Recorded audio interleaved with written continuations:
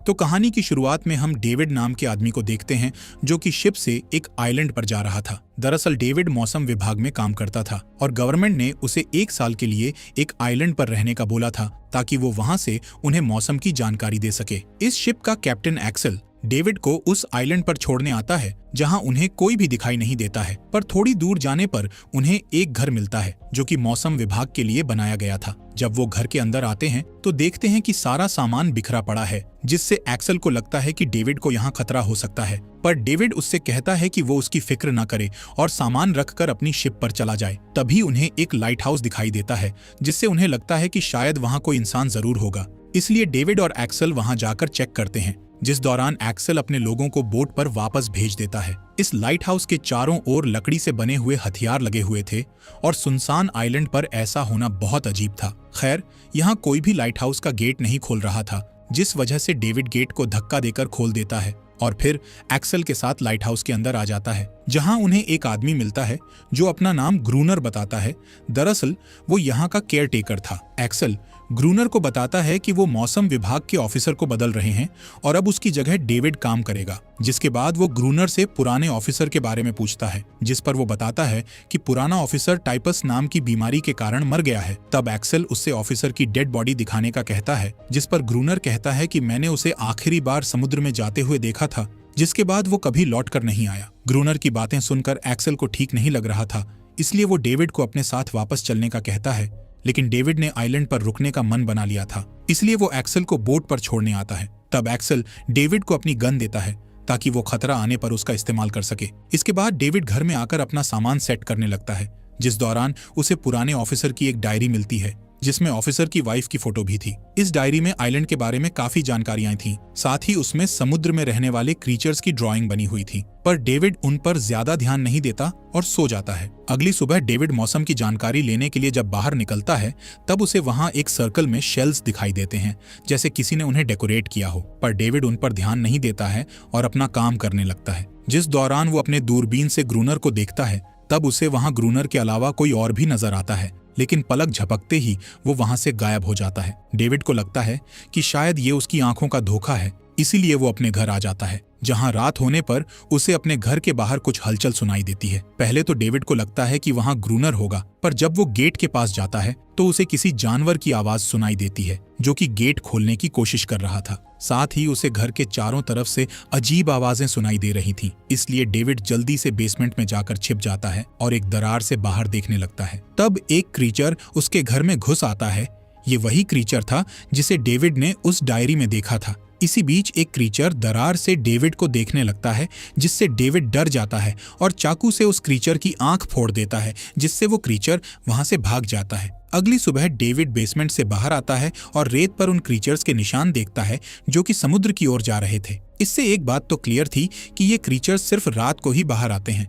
खैर, इसके बाद डेविड ग्रूनर के पास जाता है और चिल्लाकर उसे गेट खोलने का कहता है। तब ग्रूनर गुस्से में उसके ऊपर पानी फेंक देता है और कहता है कि तुम्हें यहाँ आना ही नहीं चाहिए था। अब निराश डेविड घर आकर लकड़ियों से कुछ हथियार बनाता है और घर के चारों तरफ गड्ढा खोदकर उसमें लकड़ियां, बुक्स और पेट्रोल डाल देता है, ताकि रात में जब वो क्रीचर्स आएं तो वो उनसे बच सके।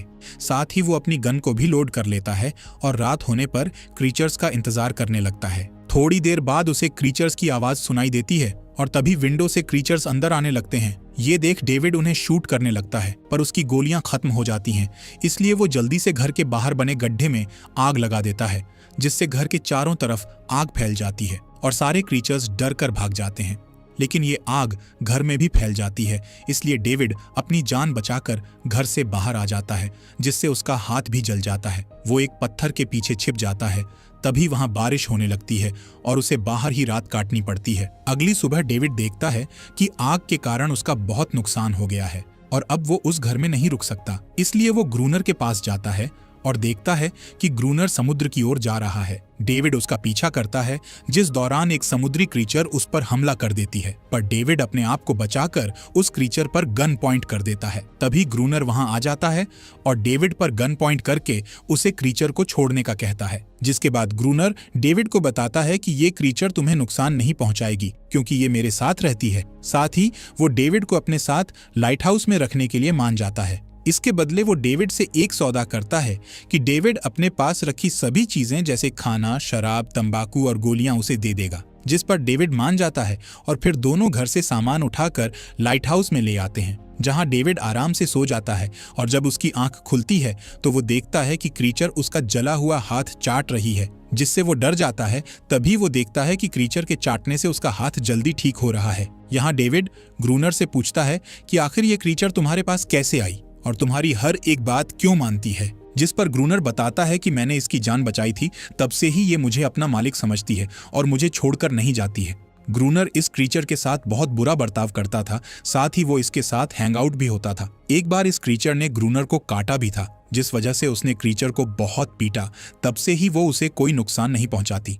यहाँ हमें समझ आता है कि जो क्रीचर्स लाइट हाउस पर हमला करने आते हैं वो असल में अपनी साथी को वापस लेने के लिए आते थे, लेकिन ग्रूनर उन्हें मारकर भगा देता था क्योंकि वो नहीं चाहता कि उसकी ये गुलाम क्रीचर उसे छोड़कर जाए। यहाँ ग्रूनर डेविड को लाइट हाउस का ऊपरी हिस्सा दिखाता है। तब डेविड उससे पूछता है कि जब कैप्टन एक्सेल यहाँ आए थे तब तुम उनके साथ वापस जा सकते थे, जिस पर ग्रूनर कहता है कि ये मेरी दुनिया है और मैं यहाँ का राजा हूँ। यहाँ मैं अपनी मर्जी से जीता हूँ और मुझे रोकने वाला कोई नहीं है, इसलिए मैं यहाँ से कहीं नहीं जाऊँगा। जिस पर डेविड कहता है कि मैं यहाँ नहीं रुक सकता, जैसे ही मुझे कोई शिप नजर आएगी मैं उन्हें सिग्नल दे दूंगा। इसी शाम वो क्रीचर डेविड के पास आती है। यहाँ डेविड और उस क्रीचर के बीच धीरे धीरे दोस्ती होने लगती है क्योंकि डेविड एक अच्छा इंसान था। रात होने पर ग्रूनर डेविड को ऊपर ले जाता है और क्रीचर्स को अपने पास बुलाने के लिए फ्लेयर गन चलाता है। साथ ही वो अपनी क्रीचर से कहकर बाकी के क्रीचर्स को बुलाने का कहता है। दरअसल ग्रूनर का मानना था कि अगर उन्हें यहाँ जिंदा रहना है तो उन्हें सभी क्रीचर्स को मारना होगा। थोड़ी ही देर में क्रीचर्स टावर की ओर आने लगते हैं। इतने सारे क्रीचर्स को देखकर डेविड बुरी तरह डर जाता है और उसकी बॉडी सुन्न पड़ जाती है, जबकि ग्रूनर एक एक करके सभी को मार रहा था। ये सब देखकर डेविड चुपचाप अंदर चला जाता है।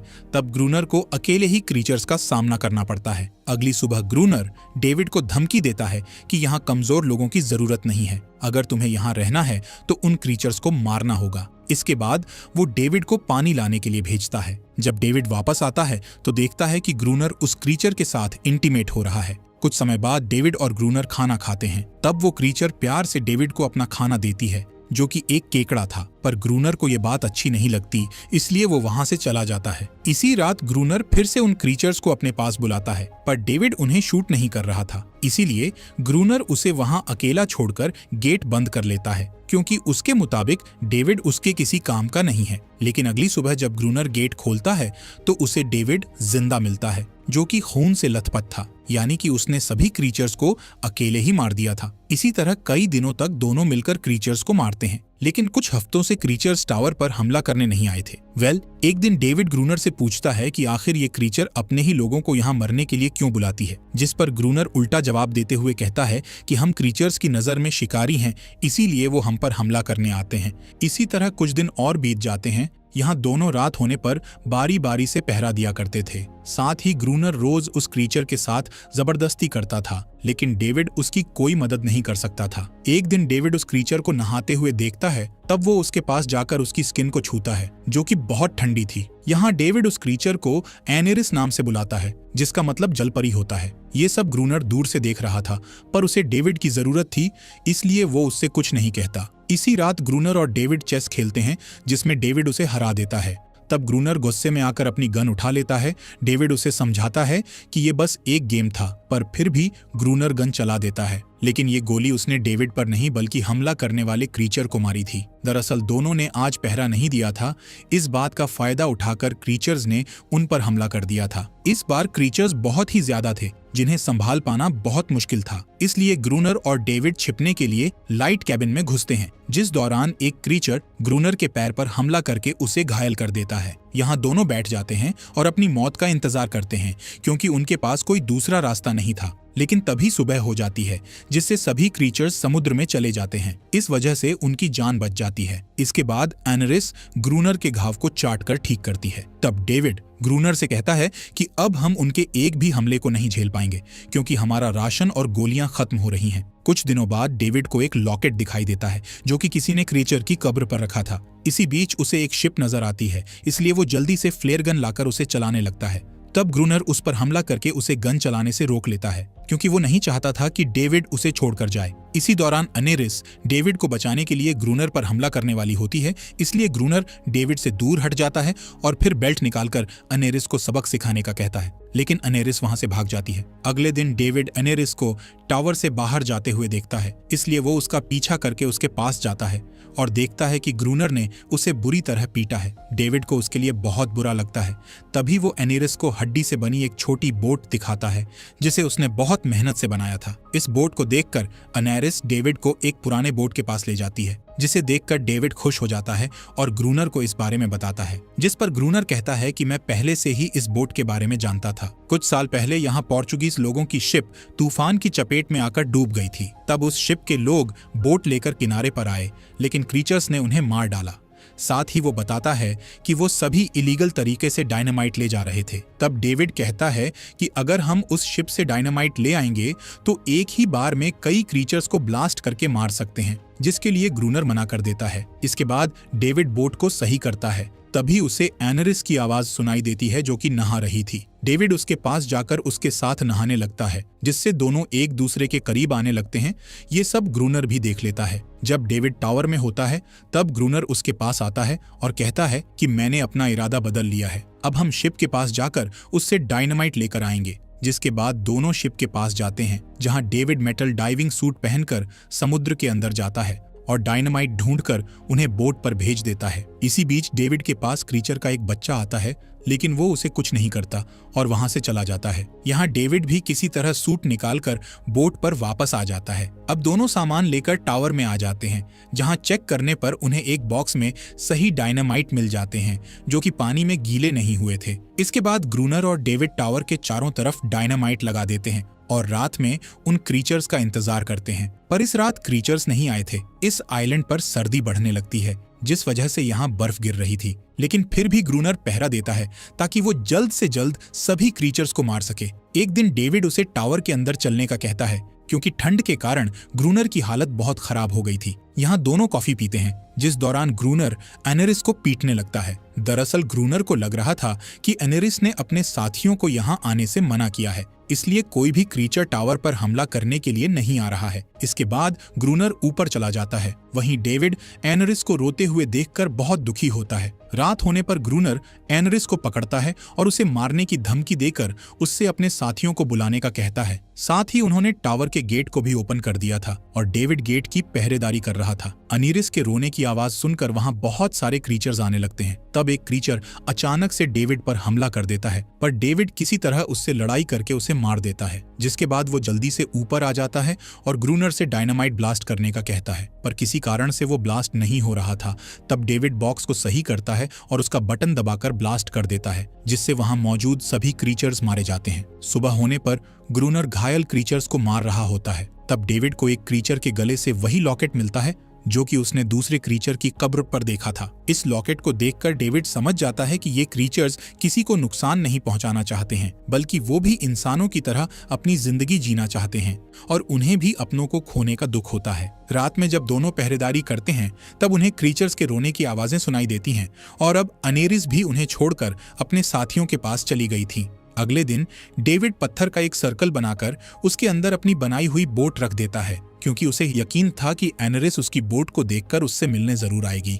यहाँ डेविड को ग्रूनर और उसकी वाइफ की एक फोटो मिलती है। साथ ही उसे कुछ नोट्स मिलते हैं, जिससे डेविड को पता चलता है कि ग्रूनर केयरटेकर नहीं बल्कि उससे पहले आया हुआ ऑफिसर है। इसी शाम डेविड सर्कल वाली जगह पर जाता है, जहां वो एनेरिस के साथ उसके बाकी साथियों को देखता है। यहाँ क्रीचर का एक बच्चा डेविड के पास आता है और उसकी बोट उठा लेता है। डेविड को समझ आ जाता है कि ये क्रीचर्स उन्हें कभी नुकसान नहीं पहुंचाना चाहते थे, लेकिन ग्रूनर सभी को जान से मारना चाहता था। इस वजह से वो ग्रूनर से लड़ाई कर रहे थे। इसी बीच ग्रूनर अपनी गन लेकर वहां आ जाता है और अनेरिस को टावर के अंदर जाने का ऑर्डर देता है, पर अनेरिस इस बार उसकी बात नहीं मानती है, क्योंकि ग्रूनर उसके बहुत साथियों को मार चुका था। अनेरिस के बात ना मानने के कारण ग्रूनर पागलों जैसी हरकत करने लगता है और टावर में चला जाता है। यहाँ डेविड अनेरिस और उसके साथियों से समझौता कर रहा था कि वो अब से उन्हें कोई नुकसान नहीं पहुंचाएंगे, पर तभी ग्रूनर फ्लेयर गन से उन पर हमला कर देता है, जिससे क्रीचर का बच्चा मारा जाता है। ये देखकर अनेरिस बहुत उदास होती है और वहां से चली जाती है, जिसके बाद डेविड टावर के अंदर आकर ग्रूनर को मारने लगता है। दोनों के बीच खतरनाक फाइट होती है जिसमें ग्रूनर डेविड को जान से मारने वाला होता है। तभी डेविड उसे समझाता है कि तुम हत्यारे नहीं हो और मैं जानता हूं कि तुम भी मेरी तरह एक ऑफिसर हो। अपनी सच्चाई सुनकर ग्रूनर शॉक हो जाता है और कुल्हाड़ी को नीचे गिरा देता है। दरअसल उसने अपना नाम इसलिए छुपाया था क्योंकि वो इस जगह से वापस जाना नहीं चाहता था। यहाँ ग्रूनर टावर का गेट खोलकर बाहर चला जाता है जहां वो अपने आप को क्रीचर्स के हवाले कर देता है, यानी कि उसे अपने के पर पछतावा हो रहा था। सभी क्रीचर्स उसे जान से मारकर अपना बदला ले लेते हैं। डेविड को आइलैंड पर रहते हुए 1 साल हो गया था, इसलिए नए ऑफिसर उसकी जगह किसी और को छोड़ने आए थे। डेविड के बाल बहुत बढ़ गए थे, जिस वजह से ऑफिसर को लग रहा था कि वो लाइट हाउस का केयर टेकर है। ऑफिसर बार बार उससे पूछ रहा था कि क्या तुमने डेविड को देखा है। ये सुन डेविड उनसे झूठ बोल देता है कि डेविड बीमारी के कारण मारा गया। ये झूठ ठीक उसी तरह था जैसा कहानी की शुरुआत में ग्रूनर ने बोला था। दरअसल अब डेविड ने यहीं पर रहने का फैसला किया था। कहानी के अंत में हम अनेरिस को देखते हैं जो कि डेविड के आसपास ही रहती है और अब वो पूरी तरह से आजाद है। इसी के साथ ये कहानी यहीं खत्म हो जाती है।